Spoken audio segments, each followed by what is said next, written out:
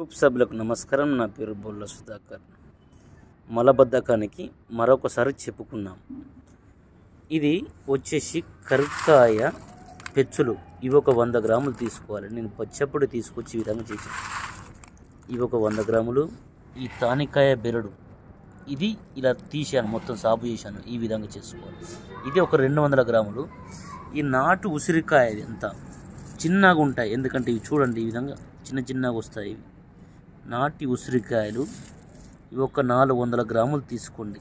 ఇట్లా పై ఒలుపు ఈ విధంగా చేసి మెత్తగా పొడి చేసుకొని మొత్తం సమూలం అన్నీ కలిపి రోజు ఉదయం 4 గంటలు లేచినాక ఒక్క చెంచా పొడిని గ్లాసులో వేసి ఒక 1/2 లీటర్ నీళ్లు మరిగించి ఈ నీళ్ళని తీసి ఆ గ్లాసులో పోసి తిప్పండి. ఈ విధంగా గోరువెచ్చంత వరకు తిప్పి గోరువెచ్చగైనాక అవి పరిగడుపున తాగేసండి.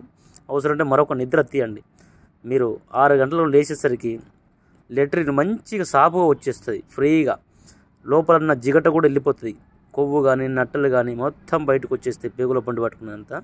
ఇది నా సొంత అనుభవం. నేను చాలా మందికి ఇచ్చాను. ఇది ఖచ్చితమైన రిజల్ట్ ఉంటుంది. ఒక 40 రోజులు వాడితే కాళ్ళు చేతులు అన్నీ అలకగా అయిపోతాయి. 3 రోజుల్లోనే మంచి రిజల్ట్ ఉంటుంది. కడుపు ఉబ్బర సమస్య కూడా వెళ్ళిపోతుంది. కడుపు టైట్ ఉంటుంది కొందరికి. ఆ సమస్య నుంచి కూడా మీరు బయటపడతారు. ఈ విధంగా చేసుకునేది వాడితేనే మీకు మంచి రిజల్ట్ వస్తుంది. మీరు మెడికల్లో ఉన్నది వాడితే రిజల్ట్ కాదు, 40 రకాల రోగాలను పెంచుకున్నట్టు.